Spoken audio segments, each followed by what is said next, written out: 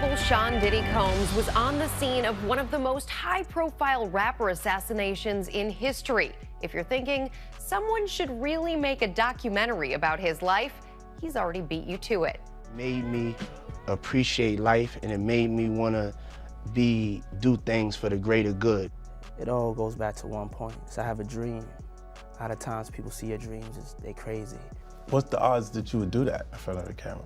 That's one of the moments where he forgot he was on tape. If I didn't say anything, you would interpret it as hip-hop is fine with his behaviors. Has always had a short list of names you're better off never beefing with. Most rappers play it safe, keeping tension coded in lyrics or handling problems quietly behind closed doors. But a few figures move differently. They drag conflict into the spotlight and turn it into entertainment, like the world is watching a live match. These aren't artists who just talk about beef. They build their legacy on it. And right in the middle of that storm stands 50 Cent. He doesn't dodge confrontation or let things fade out. He feeds off it. Any rivalry he touches instantly becomes front-page material, sending shockwaves through the culture and locking fans into every twist of the fallout. Special ASLELS challenge for you, Floyd. If you can read one full page of a Harry Potter book, nigga, I'll give $750,000 to whatever charitable organization you want to. The bucket of ice, man. Most people forget that 50 Cent's war with Ja Rule wasn't just another rap rivalry. It derailed J.A.'s momentum right when he was sitting at the top of the game, turning their clash into one of hip-hop's most legendary feuds. The fallout was so severe it created its own language.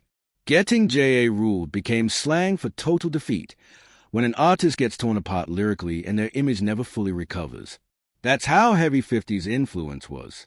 He didn't simply come out on top in a beef. He left a permanent mark on the culture itself. I can't say that I can resolve a situation or a beef with somebody that I can't stand this nigga. You understand what I'm saying? Like, this ain't WWL. It's not like I just got rap beef with this nigga. I don't like this little nigga. 50 Cent has never been one to shy away from controversy. If there's friction, he'll address it head-on, even when it involved people closest to him. When his relationship with his son, Marquise Jackson, fell apart, 50 didn't soften the situation at all. He aired it out publicly, throwing harsh insults and accusing him of chasing money rather than respect. Fans were stunned, because most people keep family issues private. But with 50, even personal conflict becomes front-page news. It proved that when he feels cross, there are no safe zones, not even family. I know what it feels like to have nothing, all right? And I had to rebuild my life over $6,700 a month. He's been trained to believe what you seen him say in that interview when I said that he's entitled. Really, it's his mom's entitlement. It's been filtered. Now it looks like 50 Cent may have fired his boldest and most dangerous shot yet. And this time, the target isn't just any rival. It's one of the most powerful figures he's ever gone up against. We're talking about Sean Combs, better known as P. Diddy or Puff Daddy. For decades, Diddy was untouchable. His name stood for influence, money, and dominance across music and business. He wasn't just successful, he represented the peak of power in American entertainment. But that image has started to crack.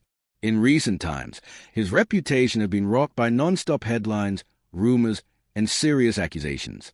And through it all, 50 has been watching from the sidelines, picking his moments carefully. Now is applying pressure when it hurts most, turning Diddy's unraveling into one of the most talked-about chapters hip-hop has witnessed in years. Part 5. All of this has torn apart the polished image Diddy once carried. I'm a savage. Whatever I want, I'm going to get. Whatever I want, I have to get. His reputation hasn't just taken a hit. It's been completely torn down. The figure who used to be celebrated for his massive empire and glamorous lifestyle is now buried under non-stop controversy. The glow that once followed his name is slipping away fast, replaced by questions, doubt, and a legacy that no longer looks untouchable. To reflect on the darkest times in your life, sometimes you gotta do that. I was up. A lot of people have already tried to unpack Diddy's dramatic downfall through interviews, specials, and non-stop documentaries, each one peeling back layers of alleged deception, broken alliances, and an over-the-top lifestyle. Some of those stories sounded so extreme they barely felt real, whispers of hidden rivalries, bizarre routines, and moments that kept fans locked in debate. But nothing has landed quite like the newest four-part Netflix series making waves right now, Sean Combs, The Reckoning. This time, the project hits harder than the rest, largely because it's executive produced by 50 Cent himself. And many are calling it the most intense and damaging deep dive into Diddy's world ever put on screen. We have to find somebody that'll work with us that has dealt in the dirtiest of dirty business. We're losing. This isn't just another recap thrown together for clicks. The documentary is carefully crafted, breaking down every phase of Diddy's journey and stitching them together like a timeline that points straight to the turmoil unfolding now. The narration is intense and emotional, loaded with eye-opening moments that keep the tension high from beginning to end. What makes it stand apart is how smoothly it blends past controversies with new revelations, showing how decisions made years ago never really disappeared. They came back full force. It's easily one of the strongest, most tightly constructed documentaries in recent memory, laying out exactly how Diddy's story began to collapse and why his past refuses to stay buried. If Sean Combs watches this, what do you think he's going to feel? Like, wow, this is amazing. I think he's going to say this is the best documentary I've seen in a long time. Before diving into the Netflix series, you have to rewind and understand where the tension between 50 Cent and Diddy actually started. From day one, 50 entered hip-hop in attack mode. He wasn't trying to ease his way in or make friends. He came swinging at the entire industry. That energy exploded in 1999 with How to Rob. The record wasn't subtle at all.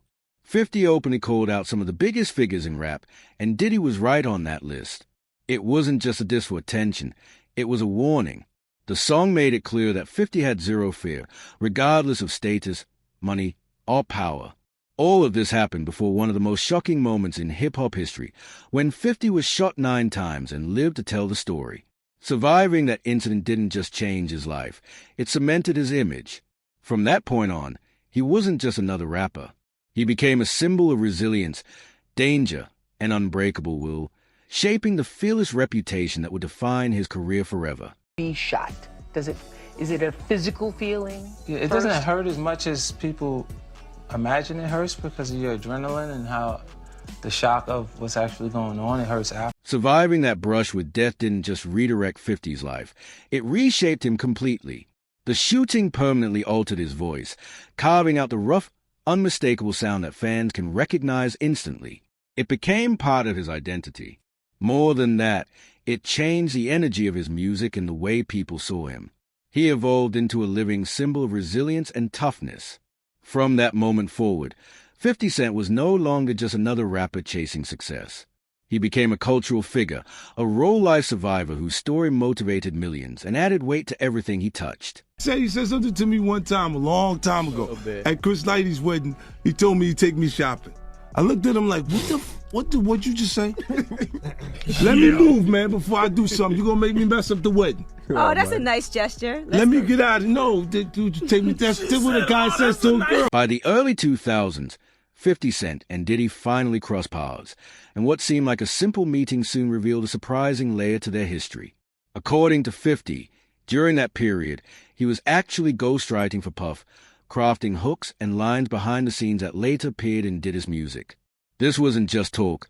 Multiple sources, including former Bad Boy and Def Jam rapper Shine, publicly confirmed 50's claims.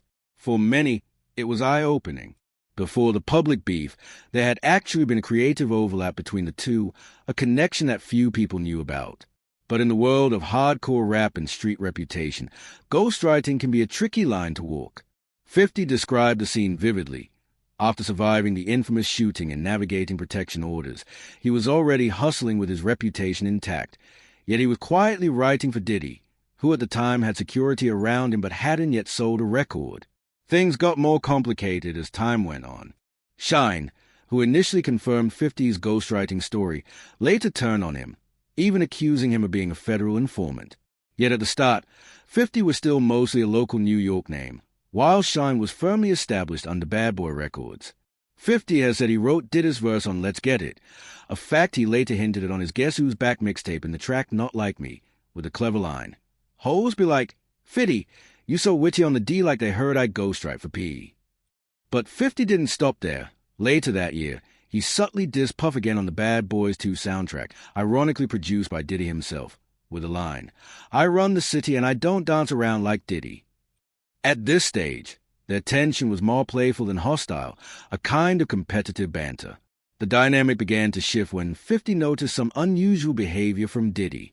He recalled a moment early in his career when Diddy offered to take him shopping, a gesture that threw 50 off and felt strangely intimate, like something a man might do for a woman he wanted to impress. That encounter planted seeds of doubt for 50, making him question Diddy's motives and laying the groundwork for a far deeper, weirder rift between the two men. Wait, you could pray for a miracle. What's wrong? Your voice don't sound the same. It's better. It's got more pain in it.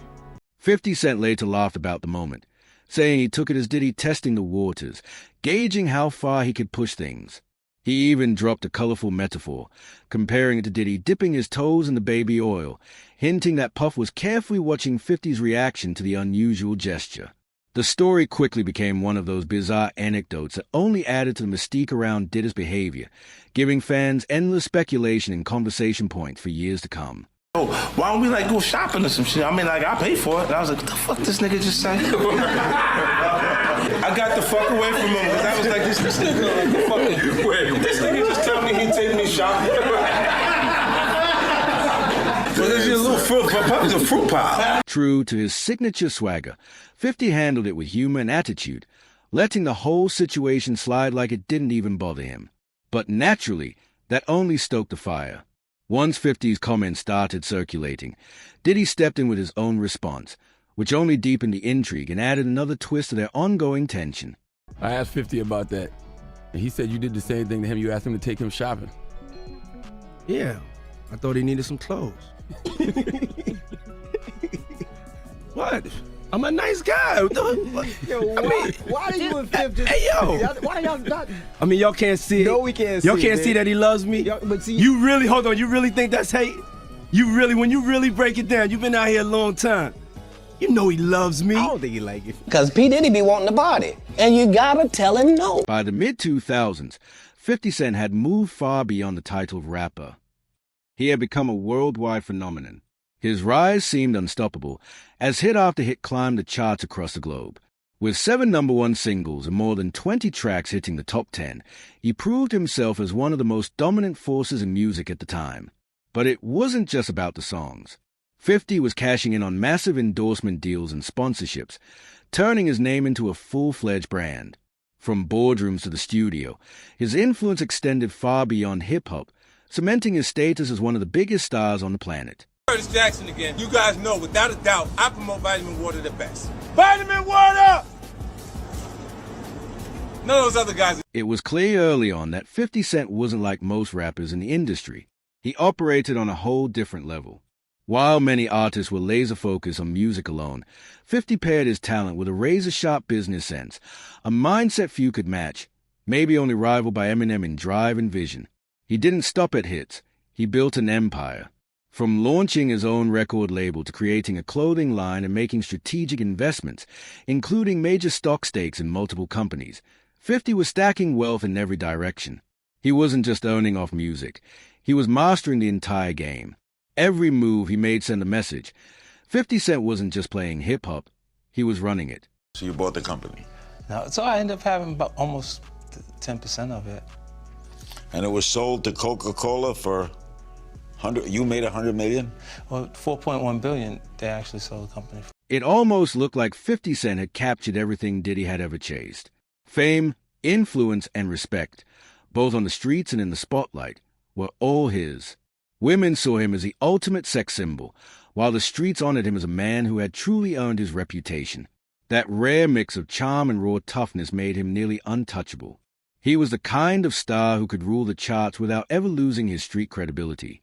And for someone like Diddy, who's always aimed to dominate both worlds, watching 50 pull it off effortlessly had to sting more than a little. The thing with wanting to be one, but not positioned to be one street-wise, but positioned to be one industry-wise. And they call that a paper gangster. From being an intern to being on the cover of the Rolling Stone. There you are in your underwear. Look at that. Watching the documentary, it's easy to understand why Diddy might have felt a twinge of envy toward 50 Cent. Even as one of the biggest moguls in music, Diddy couldn't claim what 50 had in spades, an unshakable, magnetic presence.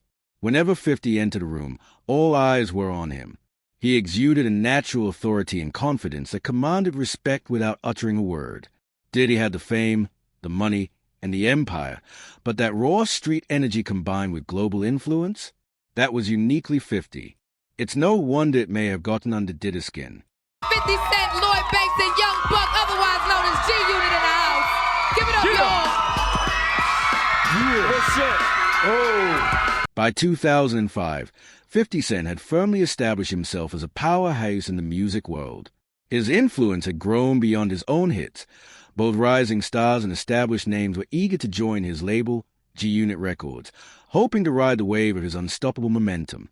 In a memorable Howard Stern interview, 50 shared a story about a near signing with rapper Maze.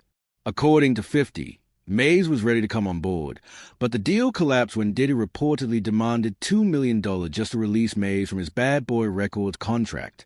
That hefty price tag killed the opportunity and added another layer to the growing friction between 50 and Diddy, feeding the rivalry that was already simmering in the industry. What about this, Sean P. Diddy Combs? You had a feud with him, but you made up, right? Yeah, me and Puff, we had issues over the Mace project. He had given him the go-ahead to go find a new opportunity. And when Mace first came to me, he didn't actually have the material that I was excited about, but I let him come with me on a tour. And he created some material that I was excited about. And when we came back with me and Puff to try and make the deal, he was being unreasonable. Wow. I think he felt like Mace was like the last piece to his legacy, considering Biggie's not there and the Locks is gone. And I never got paid what I was worth, and I never got the respect I was worth. So the disdain that I got for Puff is more like, you trying to keep me here, nigga. I'm not here. All my peers is up here. All my peers are bosses. When it's time, just like somebody raised somebody up, you know they did work with you, they go from your little man to maybe A&R to something else. He just kept trying to keep me right here, like he didn't want me to grow at anything. Now, you called Puff Daddy a soft nigga in one of your songs, N-I-G-G-A, in one of your songs, but you're sorry you did that now, huh? Well, I'm not sorry, because I meant it when I... After the Maze situation, the rivalry took a much darker turn. 50 Cent stopped playing games and went all in, publicly tying Diddy to the murder of the notorious B.I.G. It was one of the most daring allegations in hip-hop history, sending shockwaves through the entire culture. What made it even more unsettling was that later reports suggested Diddy and Biggie might not have been as close as the public believed. While fans had always pictured them as inseparable, behind the scenes their bond was far more complicated.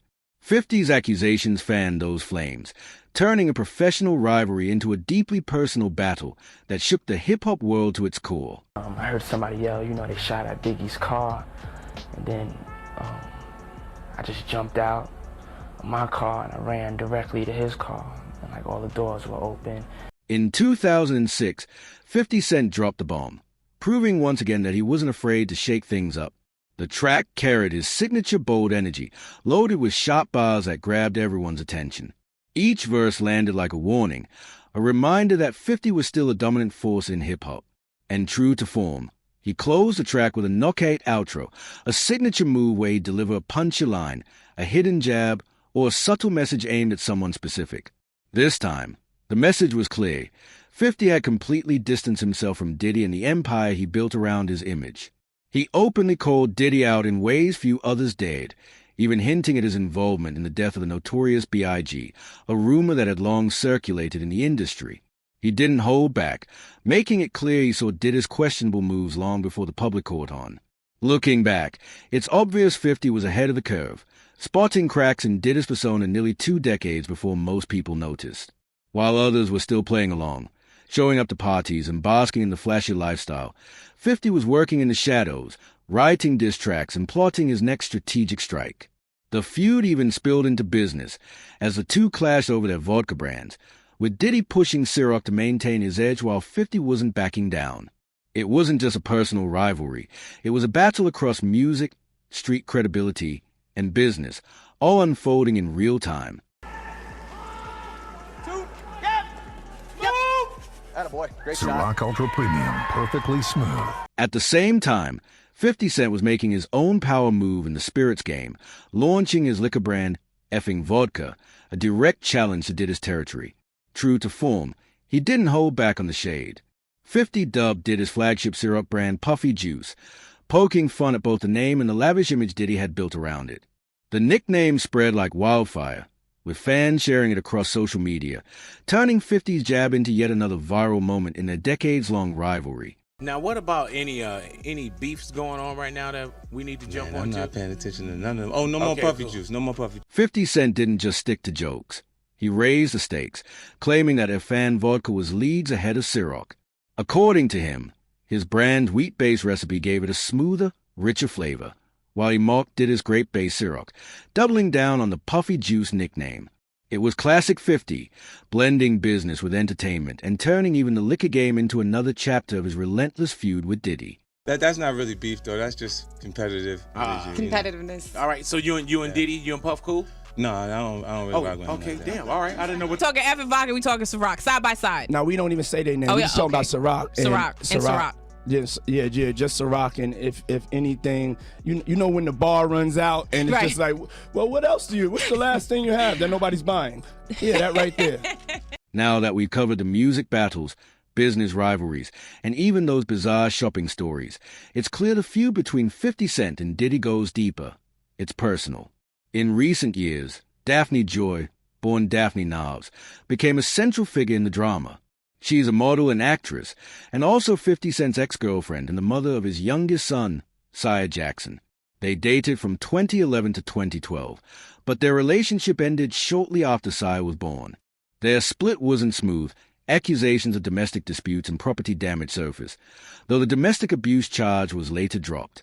Fast forward to 2021, and photos started circulating of Daphne on luxury trips with none other than Diddy, sending social media into a frenzy.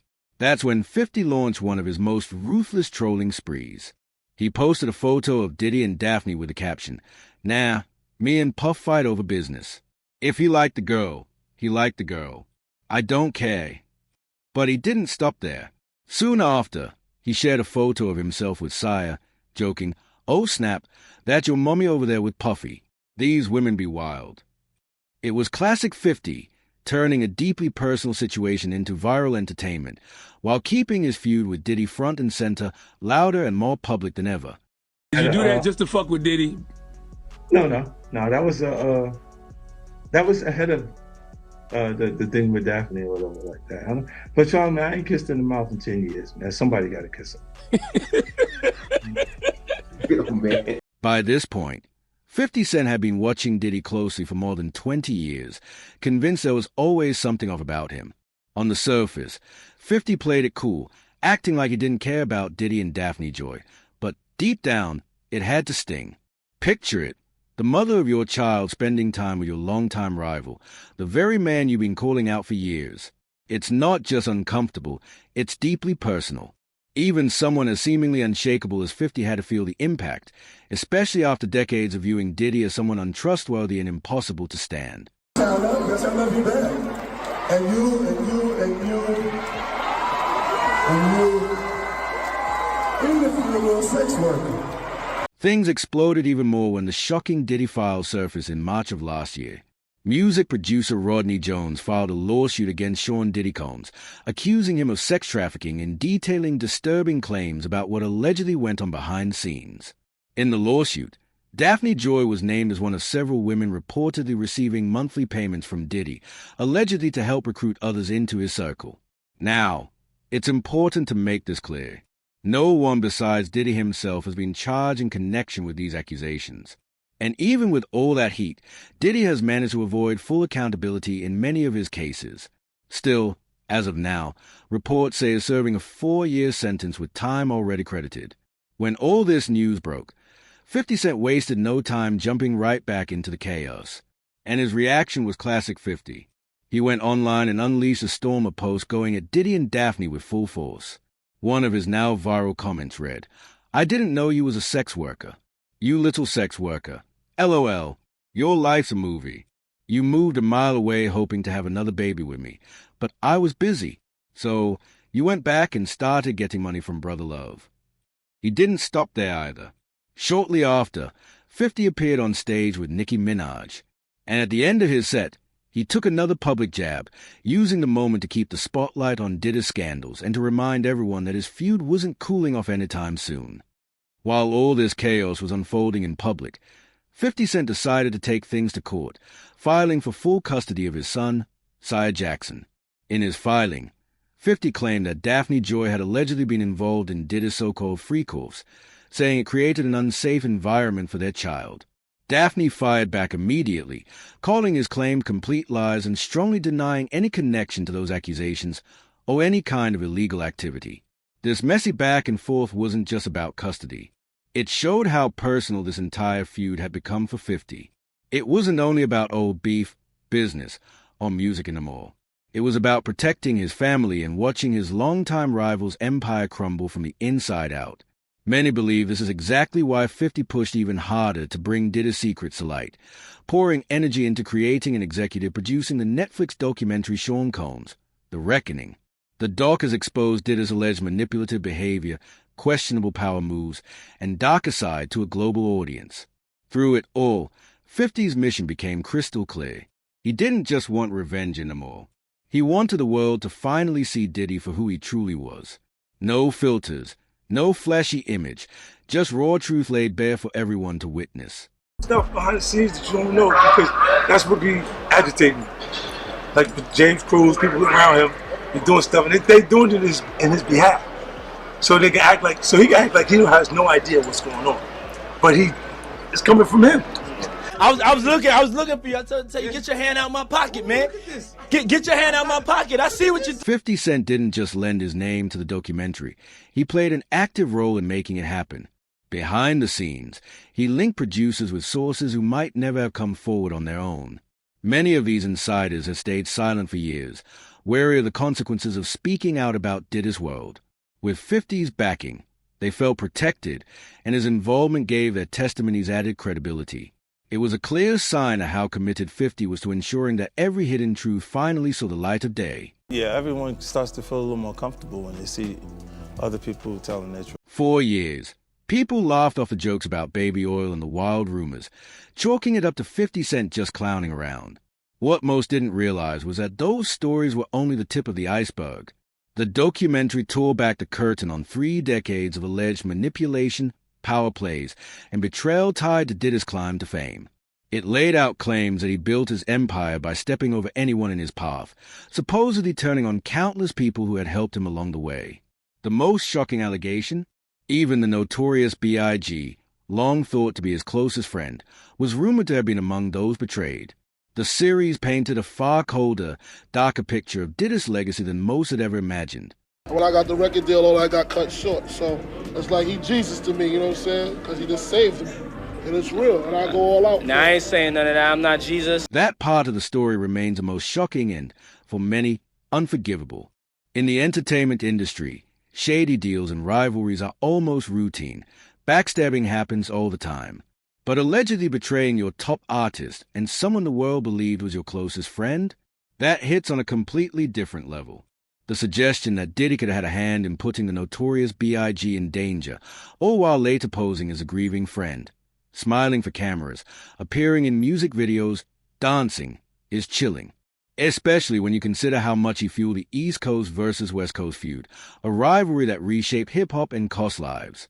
If these claims hold any truth, it paints a darker picture of a man many viewed as a mogul and mentor, suggesting he may have played a shadowy role in one of rap's most tragic chapters. Industry insiders note the rivalry between Tupac's Death Row Records and Biggie's Bad Boy Entertainment, which escalated tensions across the coast. Even more startling, it's been alleged that Biggie's funeral, a high-profile event meant to honor his life, was actually paid for from his own estate. That revelation shocked fans and insiders alike. If accurate, it says a lot about Diddy's priorities at the time.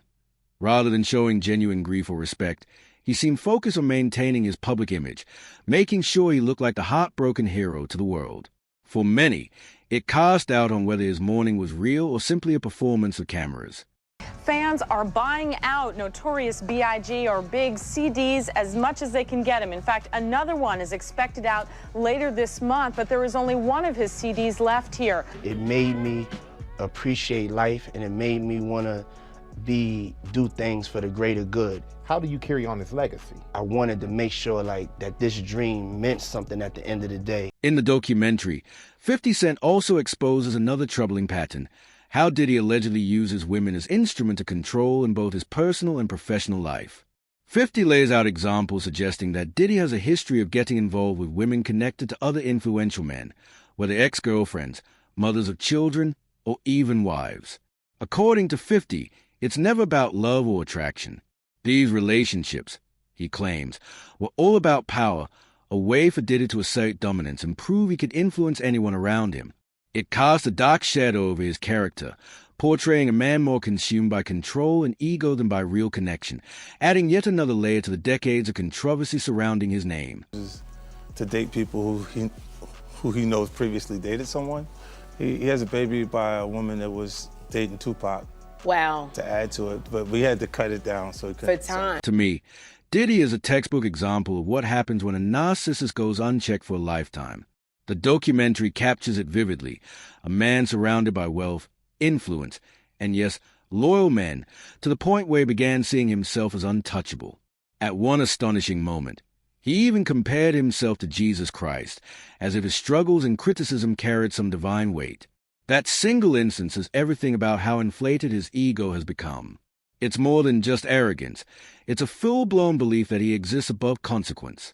That mindset sheds light on much of the chaos and controversy that has trailed his name for decades. Part 29. Diddy's confidence, or perhaps outright arrogance, had reached astonishing levels. In the days leading up to his trial, he reportedly filmed himself, convinced he would walk away unscathed and have the last laugh.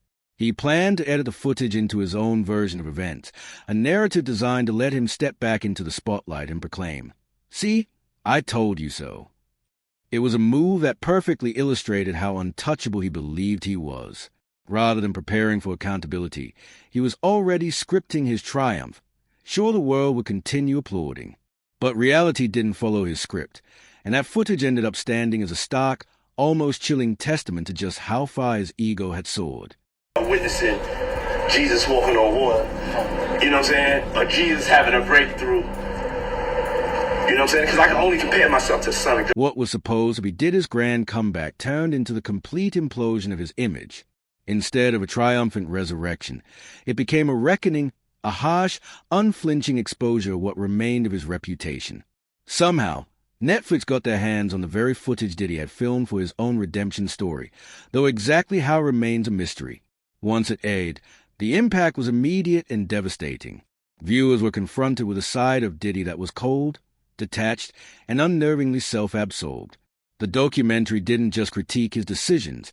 It painted him as a calculated, almost sociopathic figure who had spent decades building an empire through manipulation, control, and power plays. I can say, just like Nixon didn't think the Watergate tapes would come out against him, it would appear that Diddy did not think he would lose control of this video. It was surprising that he actually filmed it. If you haven't checked it out yet, the 4-part Netflix series Sean Combs, The Reckoning, is a must-watch. From start to finish, it's captivating, especially for anyone who thought they knew the full story behind Diddy's rise and fall. The series meticulously traces over 3 decades of his life, weaving together fame, power, and controversy in a way that's impossible to ignore. But beyond exposing Diddy's downfall, one truth stands out. 50 Cent is not someone you want as an enemy. Once he targets you, it's over. His rivalries don't fade. They grow, evolve, and resurface when you least expect it. Being in 50's crosshairs is a lifelong mark, and Diddy happens to be his biggest one yet. They let it go by because it's Puff. Like they would look. Like he would say stuff, and it's like he wasn't like in the closet, he was like in the hallway. If you haven't watched it yet, the 4-part Netflix series Sean Combs, The Reckoning, is absolutely worth your time. From start to finish, it's gripping, especially for anyone who didn't know the full story behind Diddy's rise and fall. The series masterfully traces over 3 decades of his life, connecting fame, power, and controversy in a way that keeps you glued to the screen.